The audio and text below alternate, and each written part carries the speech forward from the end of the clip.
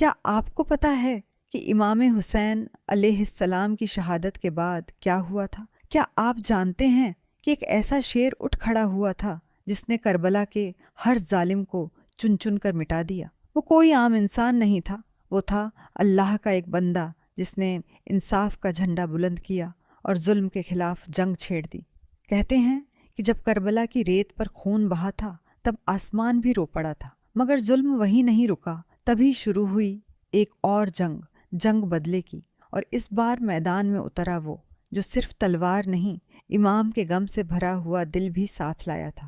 اس نے یزید کے ہر مددگار، ہر قاتل، ہر ظالم کو مٹی میں ملا دیا۔ تو چلیے دوستوں، آج جانتے ہیں اس انصاف کی کہانی جس نے ظلم کی نیو ہلا دی۔ اگر آپ ہمارے چینل پر نئے ہیں تو چینل کو سبسکرائب ضرور کریں اور ہر دن جانیے سچائی کی باتیں۔ سال 61 ہجری، تپتا ہوا ریگستان، کربلا کی زمین خون سے لال ہو چکی تھی۔ امام حسین علیہ السلام اور ان کے 62 ساتھیوں کی شہادت کے بعد آسمان بھی شوق میں ڈوب گیا تھا۔ بچے پیاسے تھے، عورتیں بندی بنا لی گئی تھیں اور حق کی آواز کو تلواروں کے نیچے کچل دیا گیا تھا۔ کوفہ اور شام کے درباروں میں امام حسین کا کٹا ہوا سر گھمایا گیا اور یزید فتح کے نشے میں چور تھا۔ مگر یہ کہانی یہیں ختم نہیں ہوئی تھی، یہ شروعات تھی انصاف کی، بدلے کی اور ظالموں کو ان کے انجام تک پہنچانے کی۔ کوفہ کی گلیوں میں ایک نام پھر سے گونج رہا تھا، مختار ثقفی۔ مختار جیل میں تھے جب کربلا کی گھٹنا ہوئی۔ بزرگ کہہ رہے تھے، ہم نے امام کو بلایا لیکن ساتھ نہیں دیا۔ پھر بلند ہوئی آواز، یا لسارت الحسین، یعنی حسین کے خون کا بدلہ۔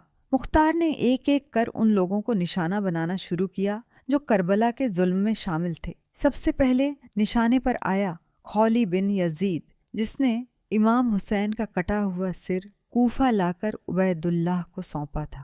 مختار کے سپاہی رات کے اندھیرے میں اس کے گھر پہنچے۔ خولی نے خود کو عورتوں کے بیچ چھپا لیا، لیکن انصاف کی آنکھیں سب کچھ دیکھ رہی تھی۔ اسے گھسیٹ کر باہر لایا گیا اور وہیں موت کی سزا دی گئی۔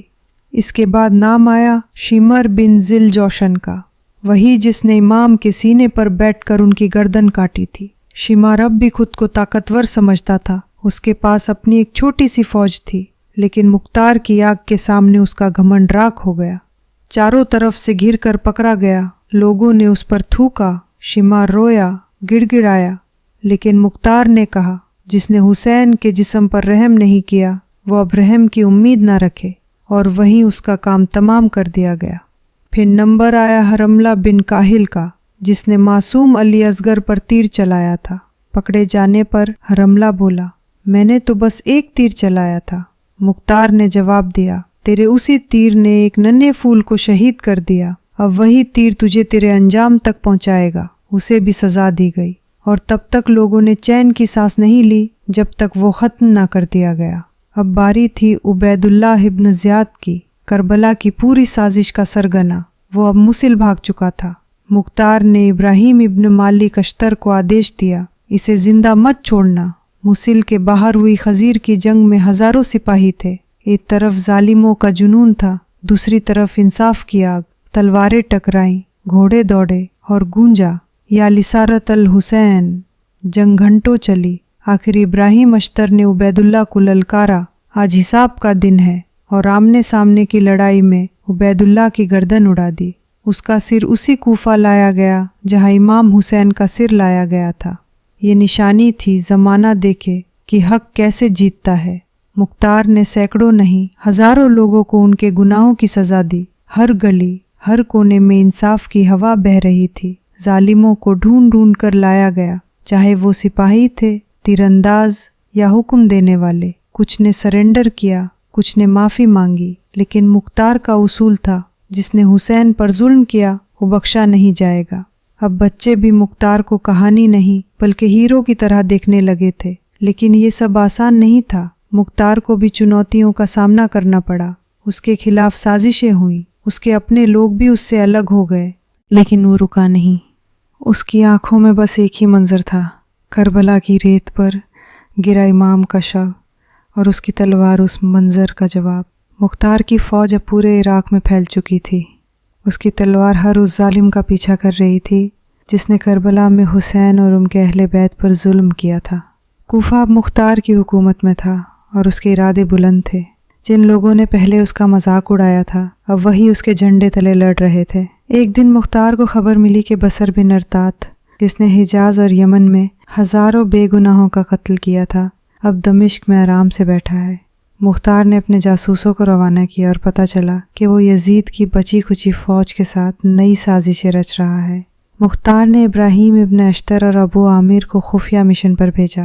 وہ دمشق کی سرحد تک پہنچے اور ایک رات بصر کے کیمپ پر حملہ بول دیا گیا۔ بصر بھاگنے کی کوشش کر رہا تھا لیکن ابو عامر نے اس کی ٹانگ میں تیر مار دیا۔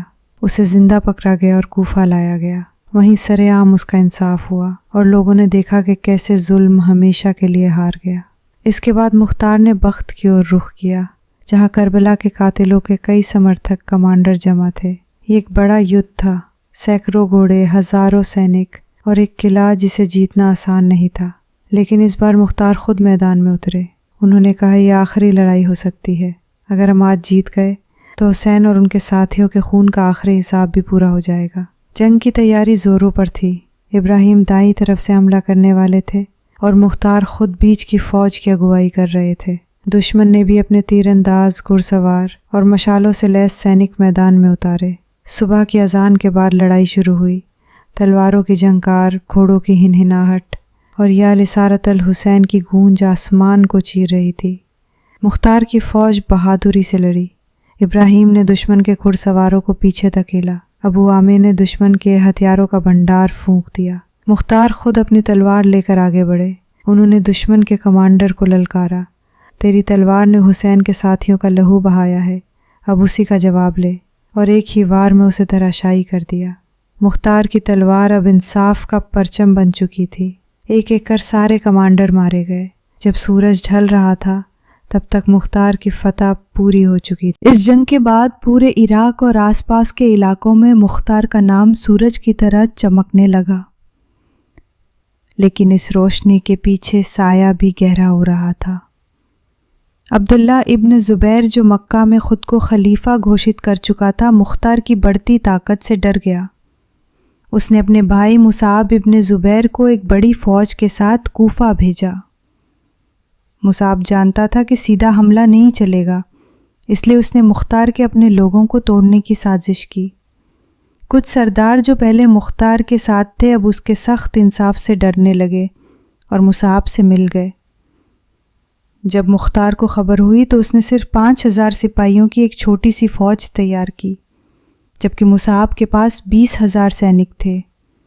لوگوں نے کہا، مختار پیچھے ہٹ جاؤ، یہ جنگ ناممکن ہے۔ لیکن مختار نے کہا، اگر میں پیچھے ہٹا تو حسین کے خون سے بے وفائی ہوگی۔ کوفہ سے باہر نہر دجلہ کے پاس ایک اور بڑی جنگ شروع ہوئی۔ مختار نے اپنے سپاہیوں سے کہا، آج ہم مر بھی جائیں تو بھی یہ دنیا دیکھے گی کہ حق والے کیسے لڑتے ہیں۔ پہلے دن کی جنگ میں دشمن کو بھاری نقصان پہنچا، لیکن مختار کے کئی بہادر سپاہی بھی شہید ہو گئے۔ دوسرے دن مختار خود سب سے آگے رہ کر لڑے۔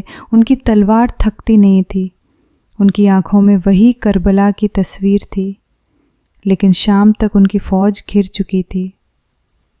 انت میں مختار کے پاس کچھ ہی وفادار سپاہی بچے تھے۔ دشمن نے انہیں چاروں اور سے گھیر لیا۔ مصعب نے پیغام بھیجا، سرنڈر کر لو، جان بخش دوں گا۔ مختار نے جواب بھجوایا، میں امام حسین کے قاتلوں کو ایک ایک کر مارنے کے لیے جیا ہوں، اب ڈر کر نہیں مروں گا۔ اور پھر انتم یدھ شروع ہوا۔ مختار نے اکیلے کئی سپاہیوں کو مار گرایا۔ ان کے جسم پر کئی زخم تھے، لیکن ان کے لبوں پر آخری الفاظ تھے، یا حسین۔ دشمنوں نے ان کے جسم کو وہیں چھوڑ دیا، لیکن اتہاس نے انہیں امر کر دیا۔ مختار کی شہادت کوئی ہار نہیں تھی، وہ آخری ثبوت تھا کہ ظالم کتنا بھی طاقتور ہو، جب تک حق کے لیے ایک انسان کھڑا ہے تب تک انصاف زندہ ہے۔ اگلے دن کوفہ کی مسجد میں کوئی اذان دینے نہیں آیا۔ لوگ چپ تھے، لیکن فضا میں اگلے دن کوفہ کی مسجد میں کوئی اذان دینے نہیں آیا۔